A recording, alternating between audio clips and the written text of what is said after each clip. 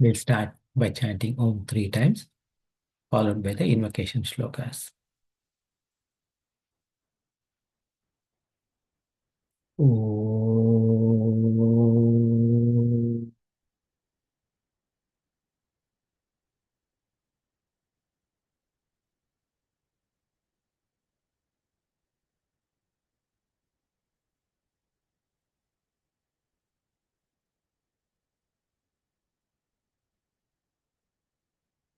Om.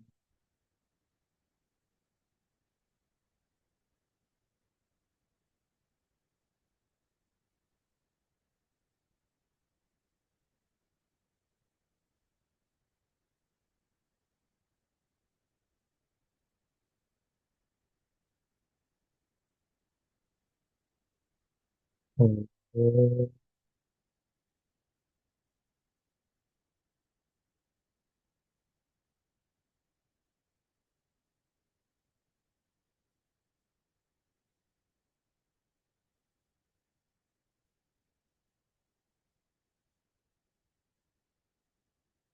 Om Sahana Vavatu Sahanau Bhunaktu Sah Viryam Karavavahai Tejasvinavadhitamastu ma vidvishavahai.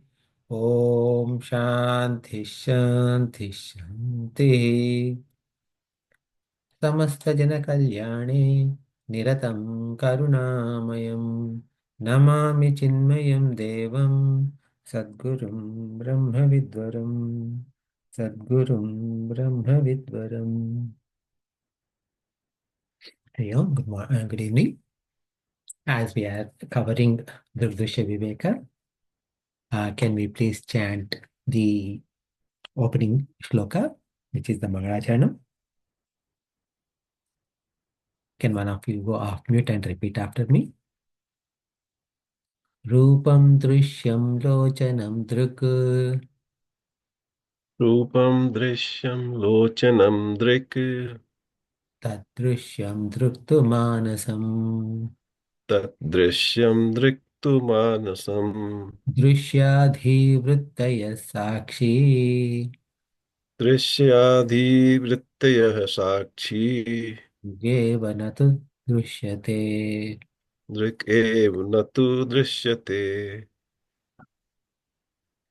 So we just concluded 6 types of samadhis, right? So there are 3 antaha, inner samadhis or inner practice of meditation, and 3 meditations based on external. Each of them have got a long name. Uh, if we don't understand Sanskritam very well, it is long, fancy name, right? Antaha Drishyanuviddha Savikalpa Samadhi. Antaha Shabdanuviddha Savikalpa Samadhi. Antaha Nirvikalpa Samadhi. Bahihi, like that. But each of them has got a purpose. What is the purpose? In Antaha, so if you remove all the names out of the equation, what is the process? When I am trying to do meditation, focusing inward, sitting in a quiet place, first I have to separate my true self from what it is not. So, the separation between the seer and the seen is called as inner practice of meditation, which is based upon separating the seen, drishya, anuviddha, and it has got, as part of it, it has got like mind modification, thought modification is there. Because I'm trying to say like, yes, this is not me, this is not me, this is not me. Why? Because I see this, so it is not me, like that. So that is part. What is the second part that goes afterwards is whatever is remaining after I said this is not me, this is not me, whatever is remaining, I focus on that and say, and try to understand the nature of this, who I really am, based on the help from scriptures. Scriptures, Vedas, are called as Shruti or Shabda Pramana. Right? So, because I'm taking help from the Shabda, to understand my true nature, it is Antaha Shabdanuviddha Savikalpa Samadhi. So now I'm trying to understand who I really am with the Alambana or with the support of Shabda, which is Vedas. Right? And what am I doing there? I'm only focusing on my true nature. So first I'm saying who I am not, then I'm saying who I am. 1 second, let me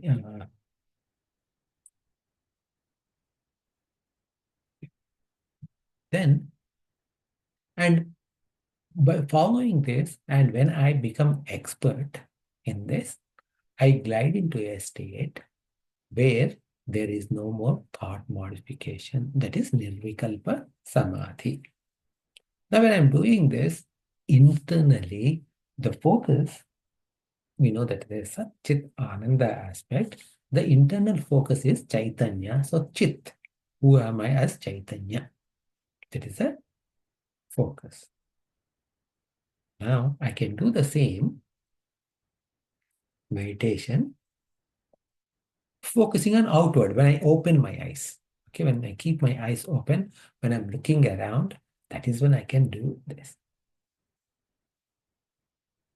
Now, inside what I did was I separated from the seer from the seen as first part. In outside world, what am I doing is I look at an object, and when I look at an object, I understand that this object has got 5 things, 5 components. Asti, Bhati, Priyam, Nama, Rupa. My current focus is Nama and Rupa, so I want to I'm not focusing on Asti, Bhati, Priyam. So now I want to defocus on Nama, Rupa. In fact, also Bhati, Priyam, and primarily focus on existence aspect, Asti. This object is there. That is-ness of object is the existence. That this object is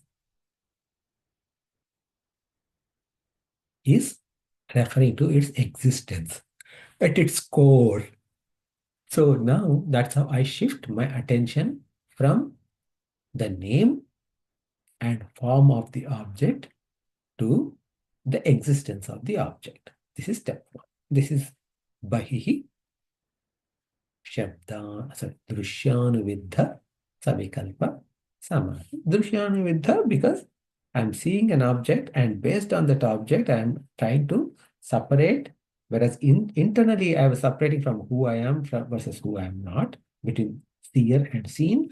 Outside, I'm differentiating between Nama, Rupa, and Asti. Okay, that is step 1.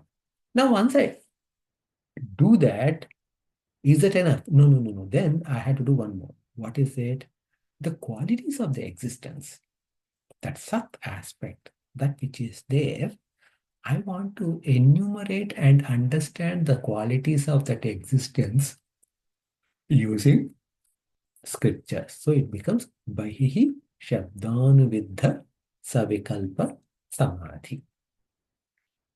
And then when you keep doing this in outside world, you will gain perfection there also.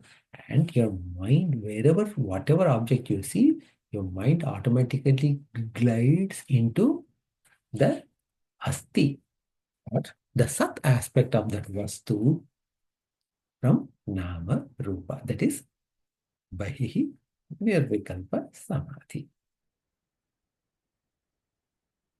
Now this whole thing is simplified by Puja Gurudev Swami Chinmayanandaji in an exchange. Someone asked Puja Gurudev, Gurudev, why do we say Hari Om when we meet someone? Why can't you say Namaste or Hello, Hi, whatever? Right? Why Hari Om?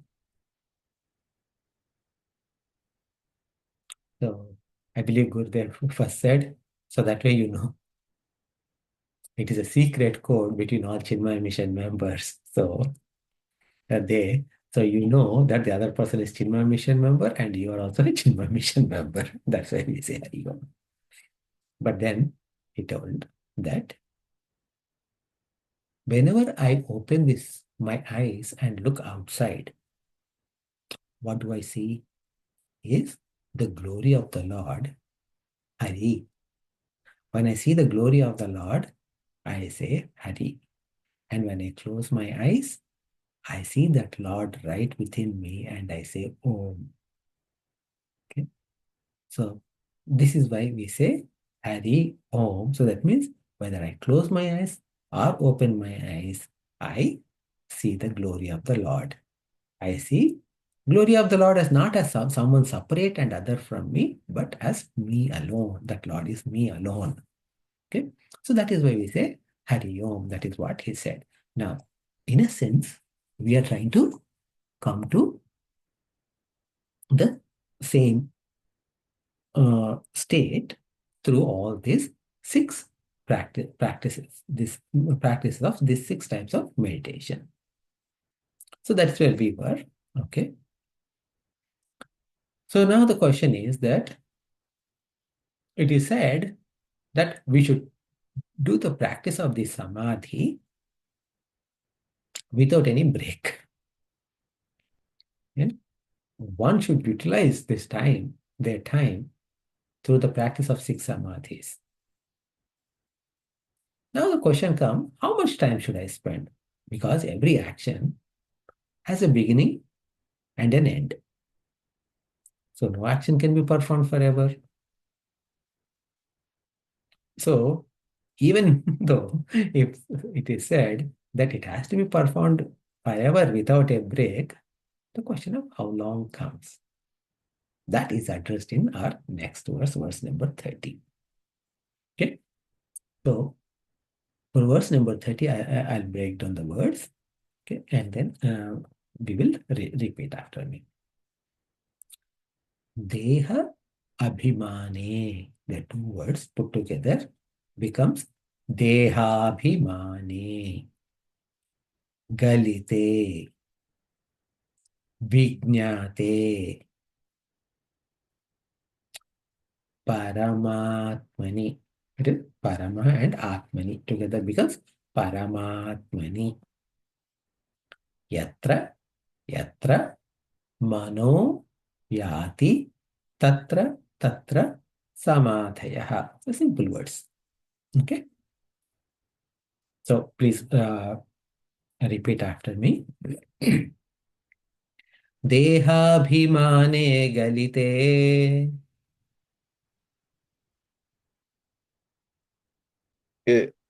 Shobhaji, are you mute? Are you speaking? Oh, I thought. Okay, I got it. Sorry.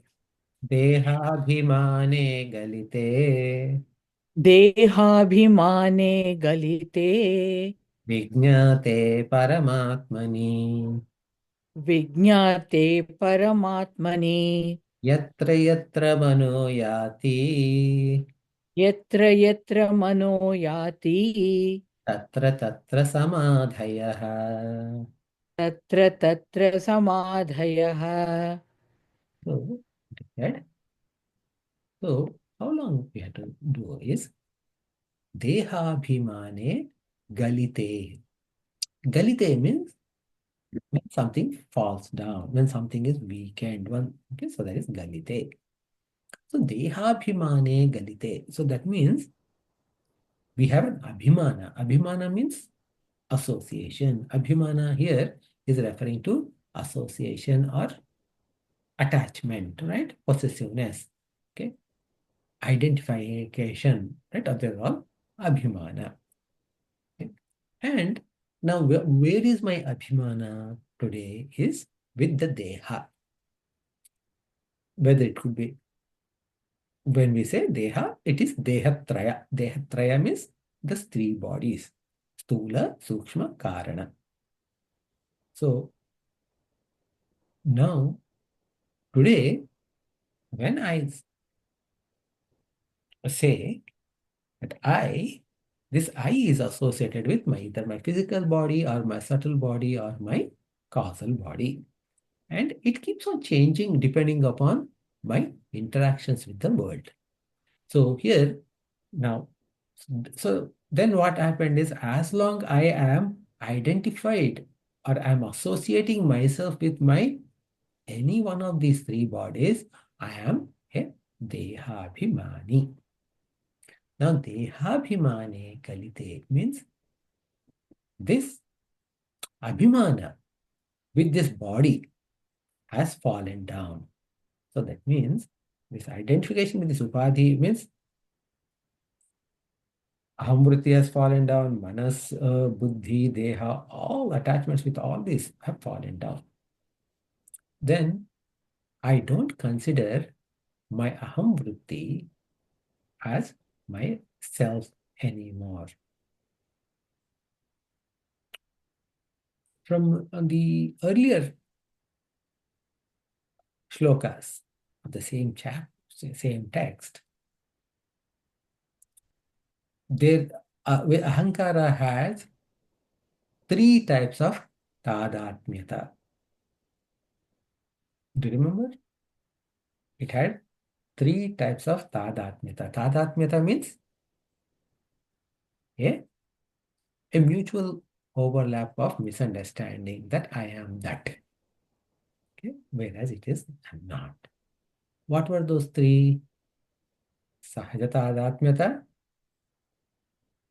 then karma-based tadatmyata, okay, and then the third one is Bhranti-based tadatmyata. Sahaja tadatmyata is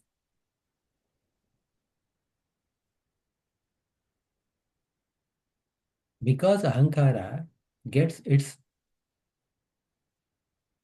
sentiency from consciousness, Chaitanya, Chitta, not Chitta, Chit, right? Ahankara thinks that I am the self, in the sense that Ahankara not thinks. Here, Sahaja tadatmyata means it rises whenever Ahankara rises. When Ahankara goes to sleep and wakes up, right? When we are in deep sleep, Ahankara is also in deep sleep. When we are dreaming, Ahankara is experiencing the inner world. When I am awake, Ahankara is experiencing this outer world. Okay? So, when Ahankara wakes up, it assumes the responsibilities of the Chaitanya and it does the work. Okay? It does the work as the body gets up, it takes care of the body, it takes care of bodily needs or mental needs, all kind of needs and responsibilities that it performs, and it becomes a master of rest of the body, right? It tells the mind to do this, it tells the body to walk there, it tells hands to do this. All of that is done by Ahankara. So that is Sahaja Tadatmyata, which is fine. And how long this Tadatmyata is going to stay? As long as the Prarabdha karma is there. Because the Prarabdha karma is there, there's a Karmaja Tadatmyata is what this identification and responsibilities are there as long as this Sthula Sharira, the physical body exists. So the day this physical body falls down, what happens to Ahankara? Ahankara doesn't die, right? Ahankara is part of Sukshma Sharira, so it packs up. Ahankara, Mana, Buddhi, Chitta, all those four, plus the Karmendriya, Jnanendriya, Pranas, they all pack up and they go to the next physical body, right? And then again, the cycle continues. So this is Karmaja Tadatmyata. So there is nothing we can do about either Sahaja Tadatmyata or Karmaja Tadatmyata. And there's nothing we need to do also. But what happens though is there's a third type of Tadatmyata where Ahankara thinks, I am the real self. There's nothing other than me. I am the final. Now this is a delusion. Because it is a delusion, it is called Bhranti. And this Tadatmyata has risen from Bhranti. It is called as Bhrantija Tadatmyata. What's wrong with that? That's where we doing all this work is to get rid of this Bhrantija Tadatmyata. Why do we want to get rid of this? When Ahankara thinks that I am this Ahankara and I am associated with this three Shariras, none of these Shariras are permanent. And they are constantly changing. And with the constant change of these Shariras and their association with the other Shariras, okay, and their association with the rest of the Pancha Mahabhutas, experiencing heat and cold, etc., experiencing the situations in the world, going ups and downs, Ahankara feels that it is going through these ups and downs, etc., and the world is real. So then we become like a boat that is rudderless in the middle of the ocean and subject to weather conditions, severe weather conditions, tossed and turned, pushed one side to other side, multiple times capsizing. Somehow it gets up, sometimes it runs. So that is the challenge. Now the same Ahankara, if the Bhrantija Tadatmyata is removed, what happens?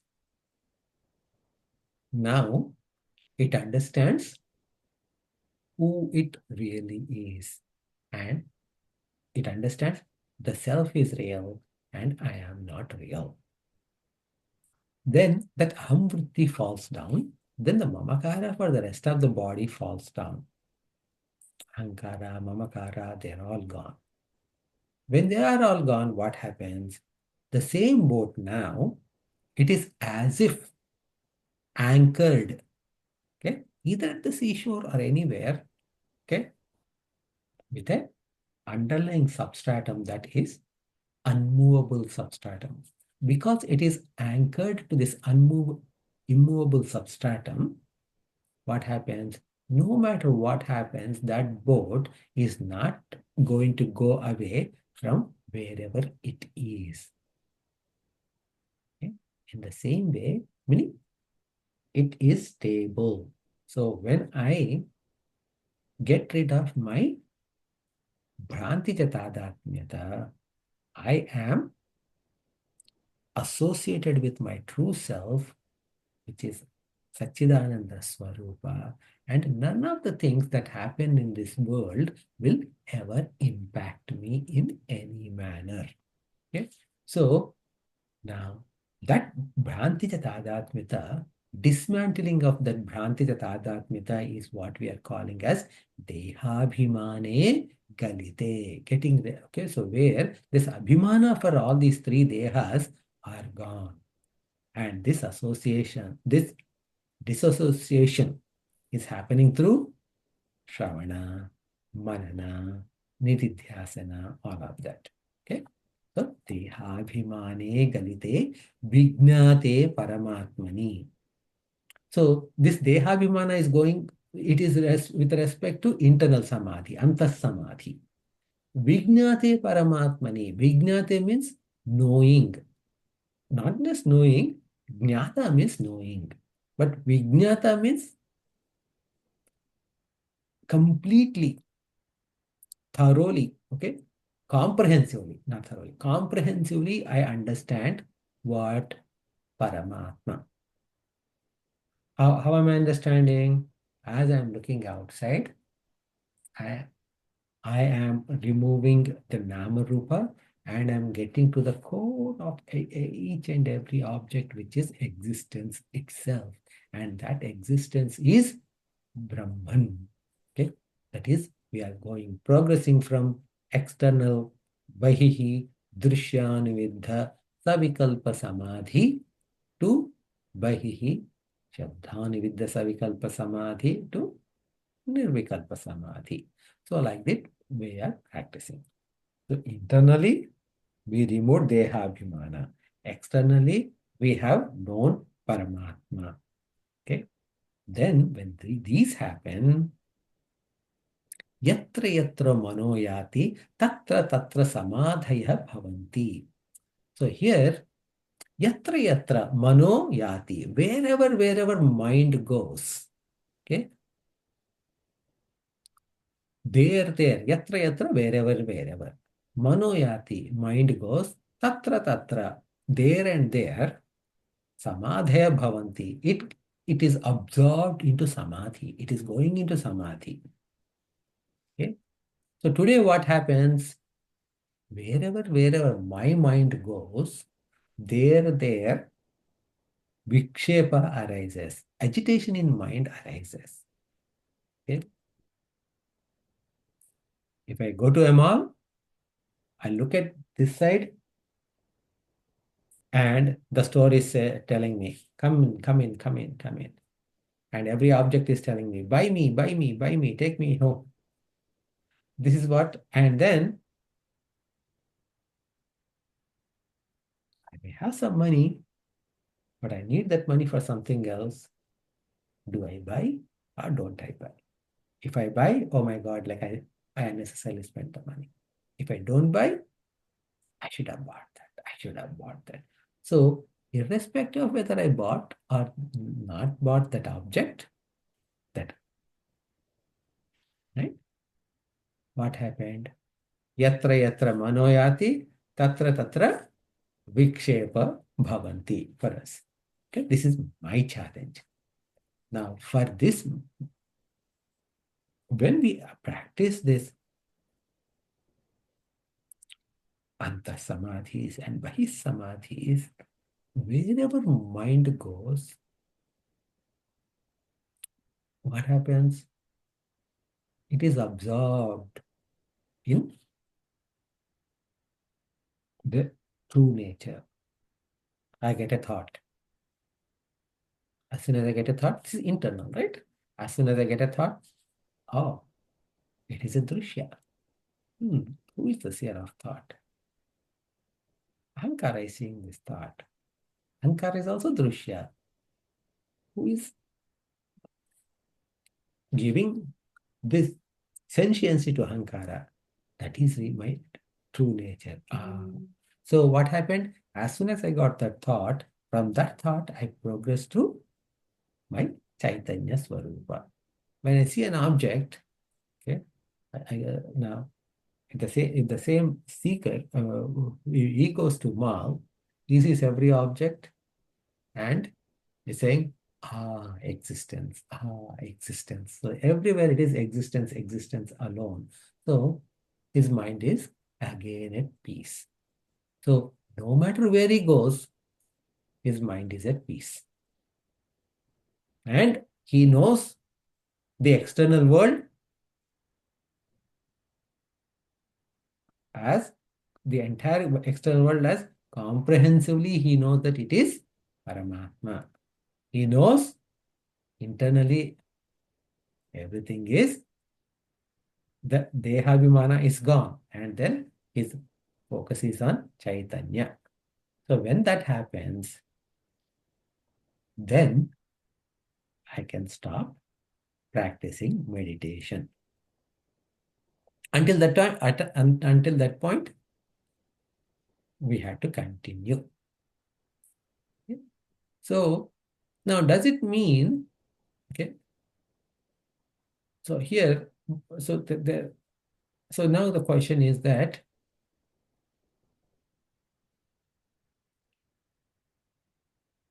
Anta Samadhi has to be practiced until Dehabhimana removes. Bahit Samadhi has to be practiced until Paramatma is realized. Right? And this, when I am able to, when I open my eyes and wherever I see Paramatma alone, it is called as Sahaja Samadhi. Okay? And now, does it mean that this Jnani who has achieved this state, doesn't he have any other thoughts? If there are no other thoughts, how can he do anything? Okay? So,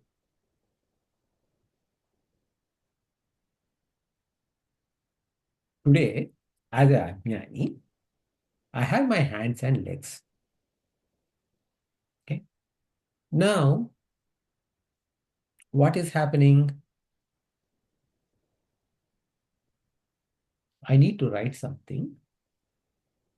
So I extend my hand, I take a pen and a book or a paper, and I start writing. As soon as I wrote whatever I want to write, I put the book away and pen away. And my hands are not shaking, not moving, they are quiet. Meaning what? I have control on my hands. Whenever I need to write or do any other task, these hands move and they work. When the work is done, they become quiet. Now, if my hands are constantly shaking, there's a name for that particular condition.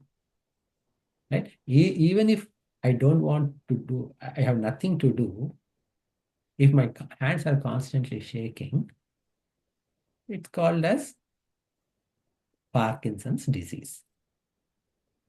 Right? So that means that my hand is not in my control. Okay? So when my hand is not in my control, that condition has been given a name and it is termed as a disease. Okay? Luckily, I don't have that. But when it comes to my mind,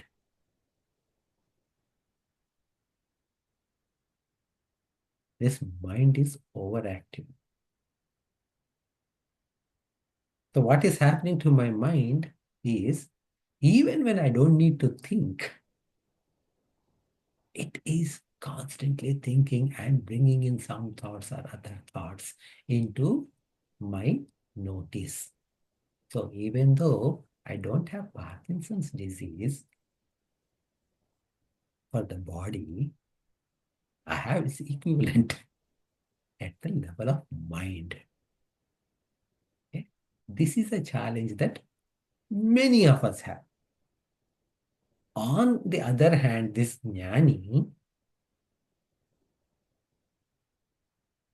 just like I have control on my hands and legs, this Jnani, in addition to having control on his body, maybe if he is sick, that's a different story, but he definitely has control on his mind. Whenever it is required, he can bring appropriate thoughts and do the stuff.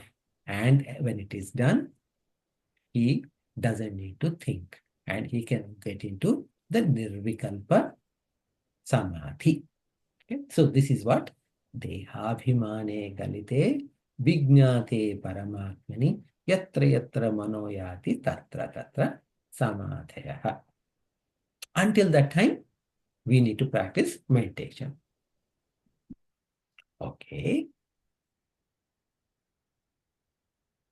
Someone has practiced until then and they have achieved this state. What now? What did they gain? Then there is a gain. What is that gain is the next shloka. Before we go to the next shloka, I want to quickly check if any of you have any questions.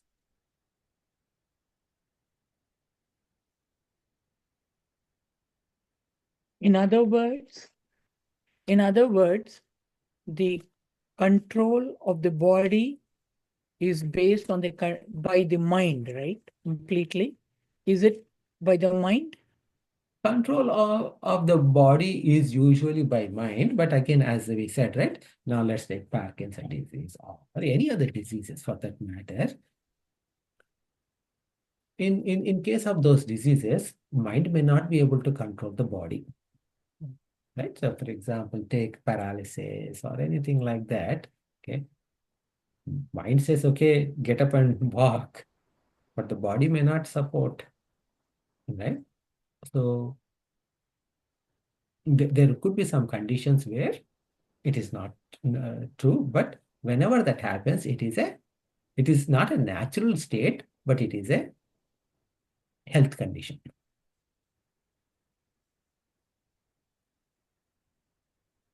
So it's kind of a challenge to the mind. Is it like a challenge? Well, see, the focus is not whether the question that we are in our in front of us is not whether the mind is able to control the body or not, is not the primary topic. What we are saying is that whether I am able to control my mind or not. Okay? When I say I have nothing to do, quiet down. Is my mind quietening down right there, right then and there? Or is it bringing me, oh yeah, you said quiet down, but you know what happened yesterday? Do you remember like what happened in yesterday's class? Okay? Or, oh, do you remember this morning when you were going, someone honked and actually showed their middle finger at you because you're driving too slow? Then the rest of the body starts getting tense. How dare he does that to me? What did I do wrong? It was 55, but I'm going slow, but it is not too slow either. Okay. So what happened? The quietude of the mind is gone. Right? So when I'm sitting and I don't have anything to do, why am I getting all these thoughts? Why can't I control my mind to shut off? I have a control, like let's say even even in your faucet, right? You want to wash your hands. When you want to wash your hands, you turn on the tap, you wash your hands, and then as soon as you're washing, the hands are done, you turn it off. Now, when you turn off the faucet, if the water is still leaking, that means it is a faulty faucet. You will call a plumber to repair or replace it. Okay. So what about the mind? Why is it leaking all of this?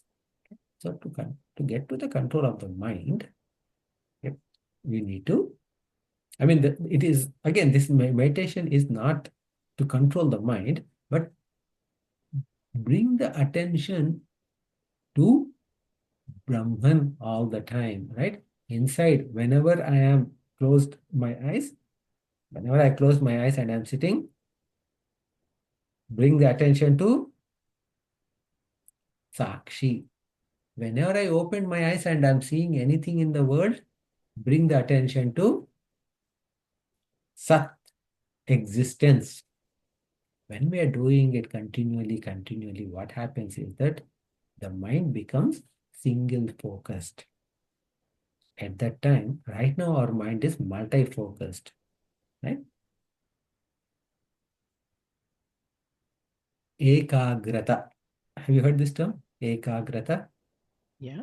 Ekagrata means single pointed attention. Why it is eka means one. Agra means top. Okay, or 1 point. Okay, so ekagrata means one pointed attention. Right now, we don't have ekagrata, you don't have uh, agrata, but we have multi-agratas, right? 10 or 20 things are going on in our head at the same time. So by performing this on a continual basis, and then in Nirvikalpa Samadhi, the entire mind shuts down. Okay. And once that is how the mind is controlled, and once that mind control happens, then you use only as needed. Okay. So now even like remember the example that we used is when there is a leak, you call the plumber. Now when the plumber comes, have you like like whenever plumber comes, especially like mm, a good quality plumber, he comes with a van, with a cargo van. His cargo van is full of equipment. Okay, he comes with a big bag. Okay, like a bag around his belt, right? In that there are multiple tools. Now he takes a screwdriver, opens it, fixes it, and closes the faucet. Now even he, as soon as he is done with fixing that faucet, he's not going to walk around with the screwdriver everywhere, right? He immediately puts in the tool in the toolbox.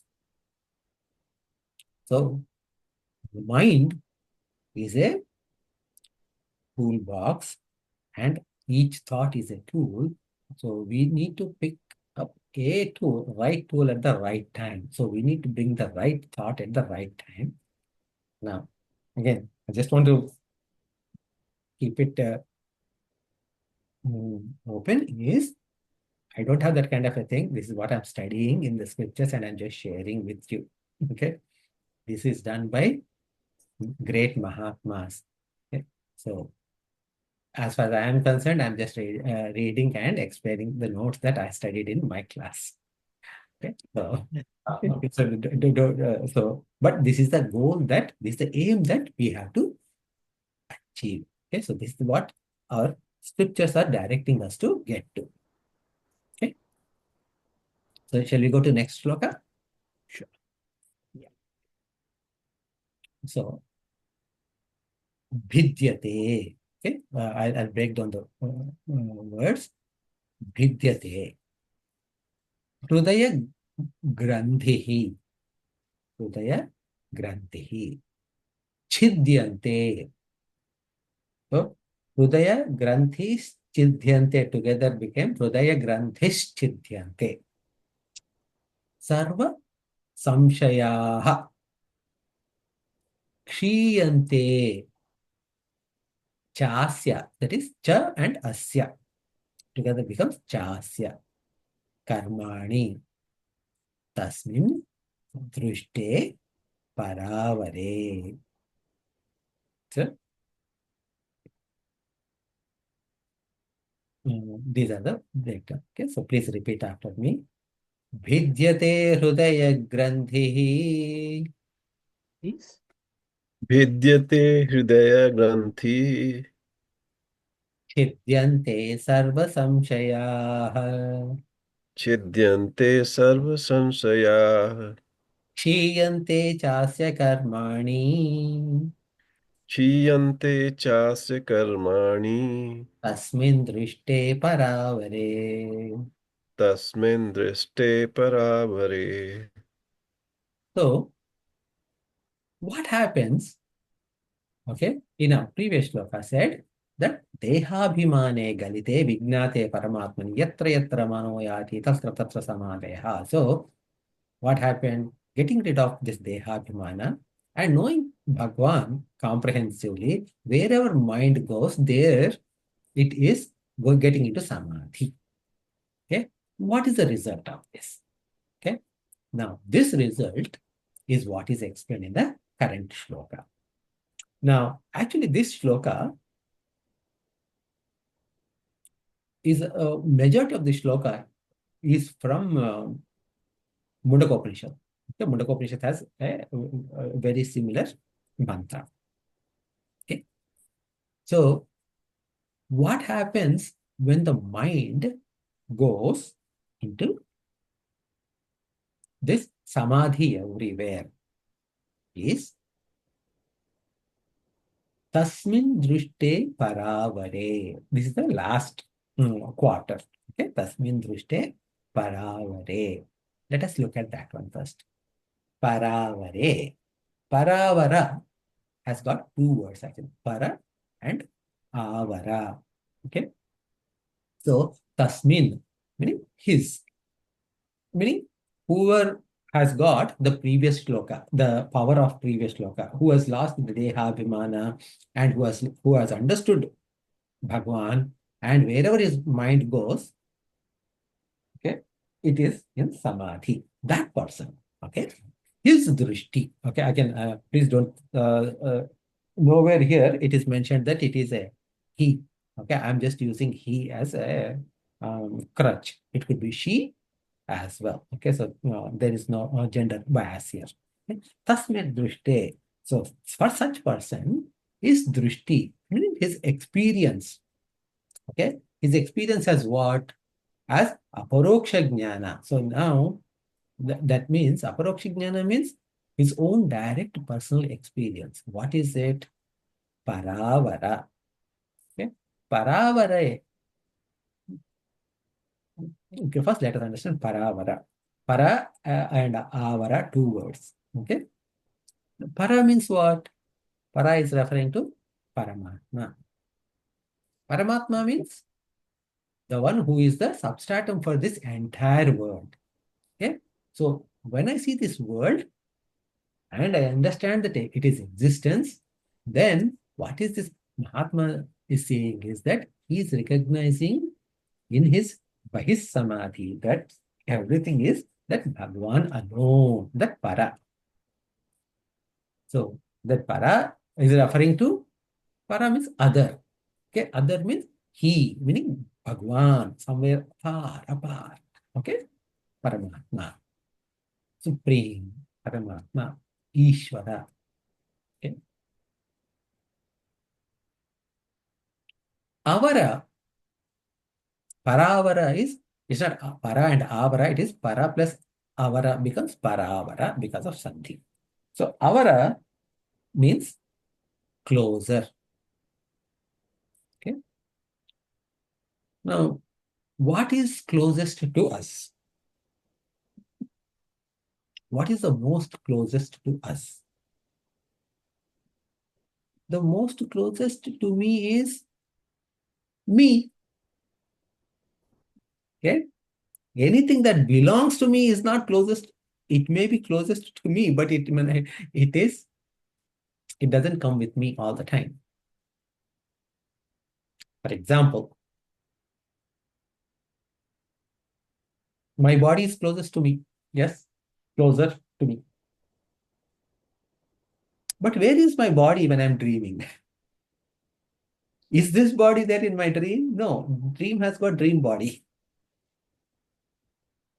Okay. This mind is also not there. A different mind is there. Okay. If it is same mind, it would say, oh, by the way, Venkat, just, okay, whatever you're seeing is dream because just maybe 1.5 hours ago you had a delicious dinner and then you slept and now you're dreaming. That's what the mind would say. So even the mind in the dream is not same as the mind that is in waking state. So that my mind also did not come to me. Now, if you say, you know what, Venkat, but that mind is understood in the waking time. Okay, because when I wake up, I remember my dream and I remember what I did. Okay, so there's a relationship. Okay, okay, so let us say there's a relationship between the waking mind and sleeping mind. What about deep sleep? Who came with me to my deep sleep? Neither my body, nor my mind, nor my ahankara. Nothing came with me into my deep sleep. Only I was there in my deep sleep. So I is the one that is with me all the time. And when I had Dehabhimana, I am thinking that my real I is my ahankara. When the Dehabhimane Galite happened, now when I say closest, I is Atma. Atma is the Chaitanya Swarupa. Okay. So now para is referring to what is seemingly distant, and avara is referring to what is seemingly closer. So this para and avara, that drishti is paravara. Drishti has come. Now, interestingly, when two words are joined, or when two things are there, dual case. Okay, so now in English, we have singular and plural, right? Car and cars. Mouse and mice. Sometimes we use different terminology, like different ways, but it is singular and plural. In Sanskritam, we have singular, dual, and plural. Okay. So, two cars in Sanskritam is different from three or more cars. Okay. So, when two objects are brought together, for example, Rama and Lakshmana, we want to say. So, Rama and Lakshmana together becomes dual. So, then in Sanskritam it is said, Rama Lakshmana. Like that it is said. Now, para and avara, if they come together, it should have been paravarau. But paravarau is not there here. Okay. Now, paravare is there. Okay. Now, paravare is because based upon another rule where it says that tasmin drishte paravare.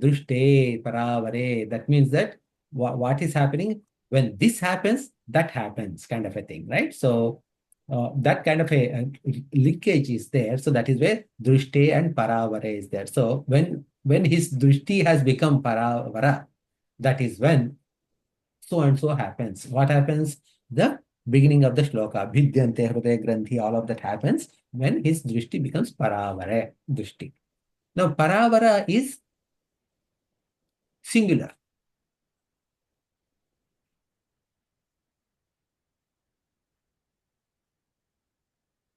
So,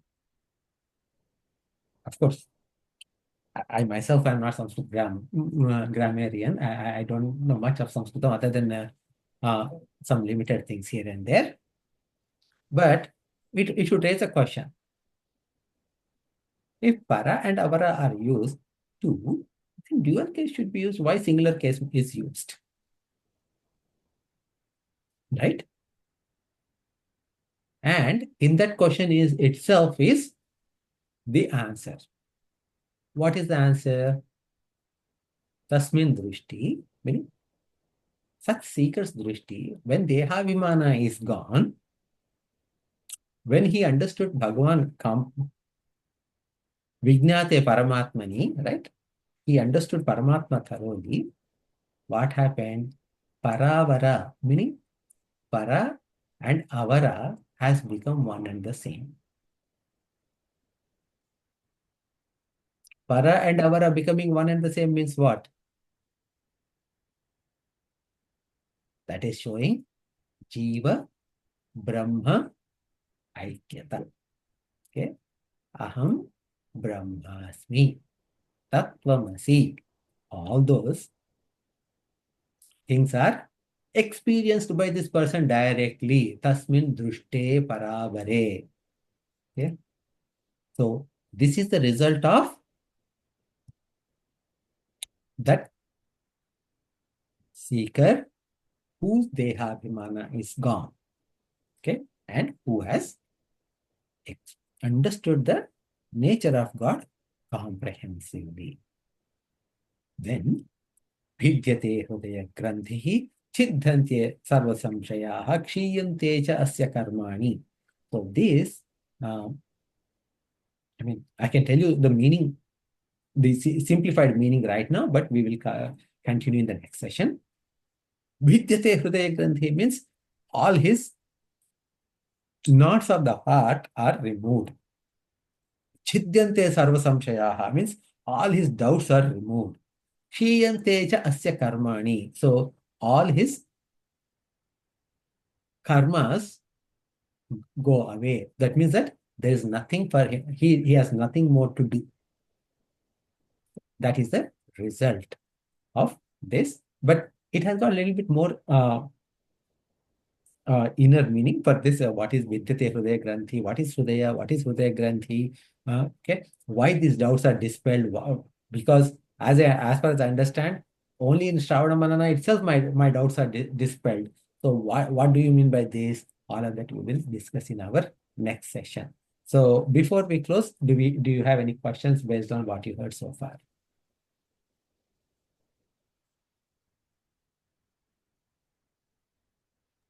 Go ahead. You have to dwell a little bit deeper into this talk that you have presented. So shall we close then? Yeah.